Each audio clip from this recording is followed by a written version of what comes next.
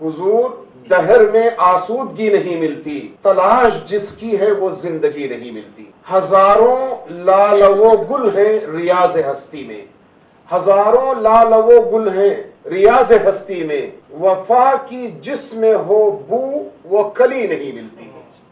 مگر میں نظر کو ایک آبگینہ لایا ہوں، نظر کہتے ہیں تحفے کو، مگر میں نظر کو ایک آبگینہ لایا ہوں، جو چیز اس میں ہے وہ جنت میں بھی نہیں ملتی۔ جھلکتی ہے تیری امت کی آبرو اس میں، جھلکتی ہے تیری امت کی آبرو اس میں، طرابلس کے شہیدوں کا لہو ہے اس میں۔ Respected dignitaries on and off the days, ladies and gentlemen, truly it has been an honor for me to be here over this stage addressing the dignified, jazzy, warm-hearted business women and as usual the compassionate businessmen here. آپ کو معلوم ہونا چاہیے قوموں میں جہاں بہت زیادہ ٹریجڈیز اور المیہ ہوتے ہیں، وہیں ایک بڑا المیہ قوموں کے درمیان غیر متوازن زندگی یا امبیلنس لائف کا ہوتا ہے۔ یہ غیر متوازن طرز زندگی قوموں کو عروج سے زوال کی طرف ڈھکیلتا ہے۔ امت مسلمہ کے روبرو بھی جہاں بہت سے چیلنجز ہیں، ان چیلنجز میں سے ایک اہم چیلنج مرد و خواتین کے درمیان غیر متوازن زندگی کا ہے۔ ہمارے پاس ایک طرز زندگی وہ ہے، ایک اسکول آف تھاٹ وہ ہے جس میں یہ سوچا اور سمجھا جاتا ہے کہ عورت محض گھر کی مالکن ہے، اس کا ایریا آف آپریشن صرف اس کا اپنا گھر ہے، وہ اپنے گھر میں آپریٹو رہے، گھر کے باہر کی دہلیز میں اگر وہ قدم رکھے تو اس کی نگاہوں پر شک و شبہ کیا جاتا ہے، اس کے دامن کردار پر کیچڑ اچھالا جاتا ہے، اس کے سلسلے میں سوسائٹی کے اندر چمے گوئیاں ہوتی ہیں، باتیں کرنے والے، باتیں بنانے والے اپنے اپنے طرز فکر کے تحت اس پر باتیں بناتے ہیں۔ حضرت علامہ اقبال نے بڑی پیاری بات فرمائی، آپ کہتے ہیں گلا تو گھونٹ دیا اہل مدرسہ نے تیرا، گلا تو گھونٹ دیا اہل مدرسہ نے تیرا، کہاں سے آئے صدا لا الہ الا اللہ۔ یہاں اہل مدرسہ سے مراد مدرسے کے منتظمین اور ایڈمنسٹریٹرز نہیں ہیں، یہاں اہل مدرسہ سے مراد امت مسلمہ کے ڈرائیورز ہیں، وہ کی فیکلٹیز ہیں جو قوم اور ملت کو ڈرائیو کرتے ہیں، وہ احباب ہیں جن کے کندھوں پر قوم اور ملت کی ذمہ داری ہوتی ہے، یہ وہ افراد ہیں جن کی امت سنتی ہے، یہ وہ لوگ ہیں جو چلتے ہیں تو لوگوں کی نگاہیں ان کی طرف اٹھتی ہیں۔ حضرت علامہ اقبال نے فرمایا کہ ایسے احباب نے تمہارے گلے کو گھونٹ دیا، اب کہاں سے لا الہ الا اللہ کی صدا تمہاری حلق سے نکل پائے گی۔ گلا تو گھونٹ دیا اہل مدرسہ نے تیرا، کہاں سے آئے صدا لا الہ الا اللہ۔ اٹھا میں مدرسہ و خانقاہ سے غمناک، اٹھا میں مدرسہ و خانقاہ سے غمناک، نہ زندگی نہ محبت نہ معرفت نہ نگاہ۔ I stood up desperately. I was too frantic when I was sitting amongst the people of acumen, amongst the people of insightfulness. لیکن جب میں اٹھا تو بڑا غمناک اٹھا، مجھے تو امید تھی کہ ان سے بہت کچھ نصیب ہوتا، لیکن مجھے ان سے کچھ نہ ملا، نہ زندگی کی رمق ملی، نہ محبتوں کا بہار ملا، نہ معرفت اور پہچان نصیب ہوئی، اور نہ فکر و نظر کی گہرائی ملی۔ مدرسہ اور خانقاہ سے مجھے غمناکی کے سوا کچھ اور نصیب نہ ہوا۔ یہ ایک سکول آف تھاٹ ہے، اور یہ امت مسلمہ میں قوم اور ملت کے درمیان پریزنٹ امبیلنس کا ایک بڑا المیہ اور ایک بڑی ٹریجڈی ہے۔ امت مسلمہ میں ایک دوسرے محاذ پر ٹریجڈی کا جو دوسرا پرسپیکٹیو ہے وہ اس سے زیادہ غمناک ہے۔ یہ وہ پرسپیکٹیو ہے جہاں عورت قدم باہر رکھتی ہے اپنی عزت کی نیلامی کے، جہاں شرم و حیا کوئی معنی نہیں رکھتی، جہاں دین اور شریعت کے اصولوں کو پاؤں تلے روندا جاتا ہے، جہاں مرد کی غیرت پر تیشے چلائے جاتے ہیں، جہاں خاندان کا بڑا اپنی جوان بچیوں کی طرز زندگی کو دیکھ کر خون کے آنسو بہاتا ہے۔ حضرت علامہ اقبال نے فرمایا تہذیب فرنگی ہے اگر مرگ عمومت، ہے حضرت انسان کے لیے اس کا ثمر موت۔ کہ اگر انگریزی تہذیب و تمدن تجھے ماں بننے سے روک دے اور تجھے نئے انداز میں جینا سکھا دے، اور مغربی تہذیب و تمدن تجھ پر حکومت کرنا شروع کر دے، تو یہ پوری نسل انسانی کے لیے موت کے برابر ہے۔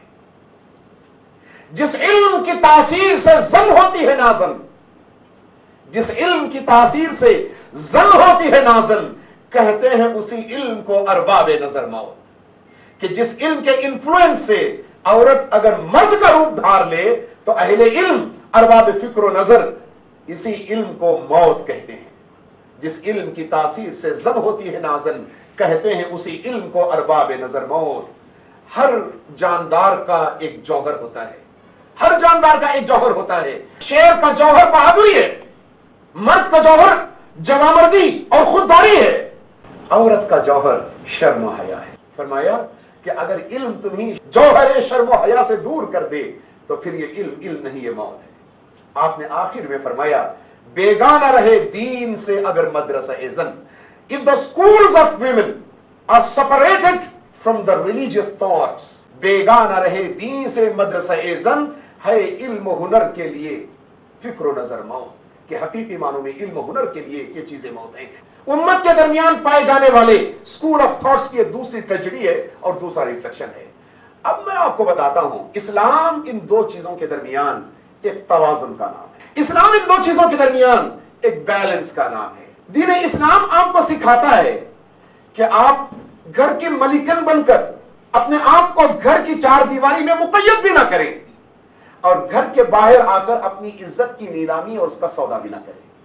ان دو کے درمیان جو احوال و طوائف اور جو ویئر اباؤٹس پیارے آقا صلی اللہ علیہ وسلم نے سمجھایا, خواتین کو موٹیویٹ کیا, آپ نے ابھارا اسی طریقے سے جس طریقے سے آج رفا chamber of commerce and industry نے آپ کو موٹیویٹ کر کے اس اسٹیج پر جمع کیا ہے.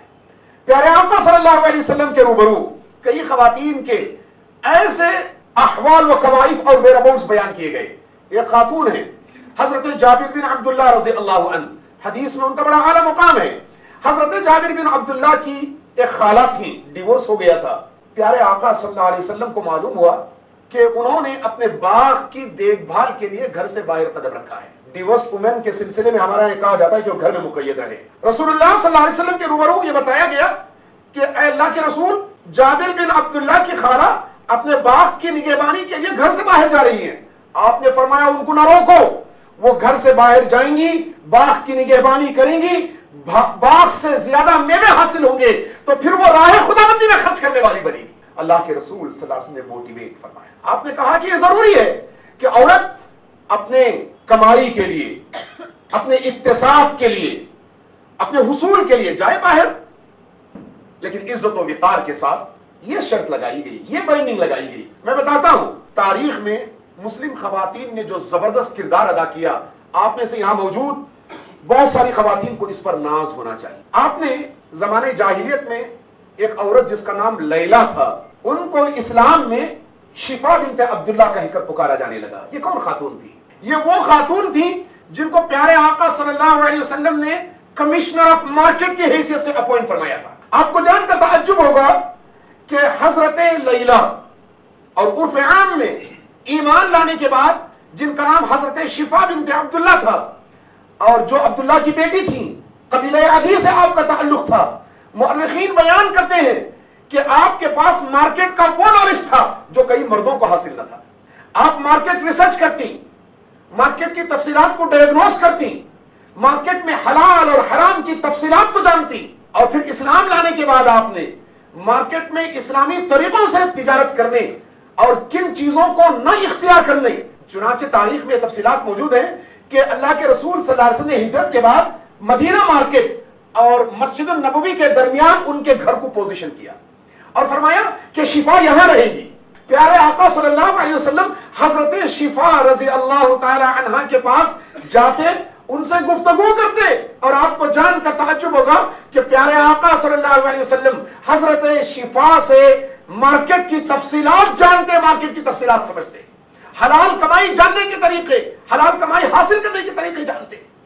اور حضرت شفا اختتام میں, اخیر میں پیارے آقا سے دین کا علم حاصل کرتی. لہٰذا جہاں آپ مارکیٹ کمشنر تھی, وہیں چلتے چلتے اللہ کے رسول صلی اللہ علیہ وسلم کی خصوصی توجہ کے ذریعے آپ عالمہ بھی بن گئی.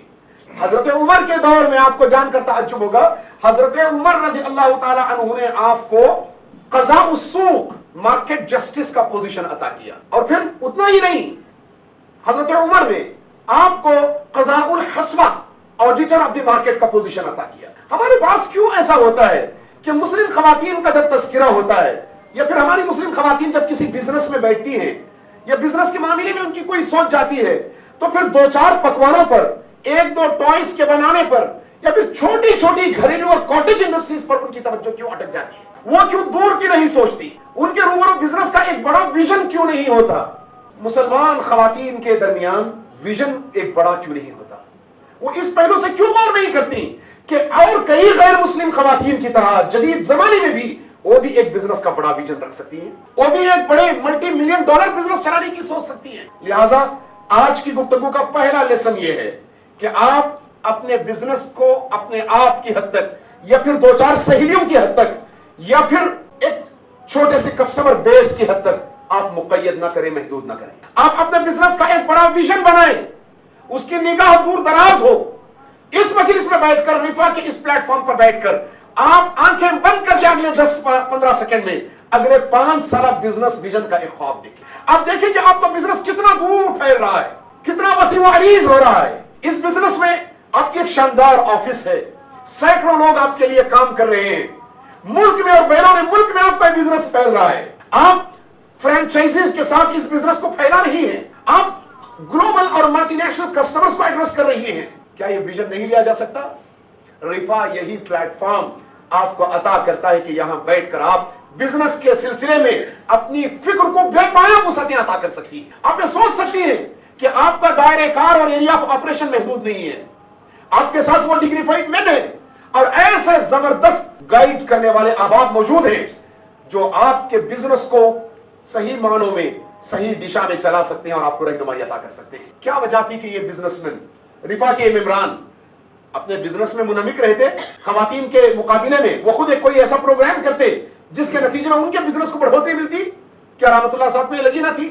کیا ارشد صاحب کو یہ کافی نہ تھا؟ کیا ضیاء صاحب کے لیے چیزیں کافی نہ تھیں؟ کیا ہمارے احمد حسین کے لیے چیزیں کافی نہ تھیں؟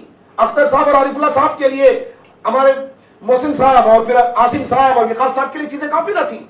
واقعتاً کافی تھیں، لیکن اس سے بڑھ کر اگر انہوں نے آپ کا سوچا تو یہ اسی پہلو سے سوچا کہ آپ صرف ایک بزنس خاتون نہیں ہیں، آپ مستقبل کی نسل کی معمار اور میسن ہیں، امت مسلمہ کی نسل نو کی تعمیر کرنے والی ہیں۔ آپ اپنے بڑے ویژن کے ذریعے امت کے سمت سفر کو بدلنے والی ہیں۔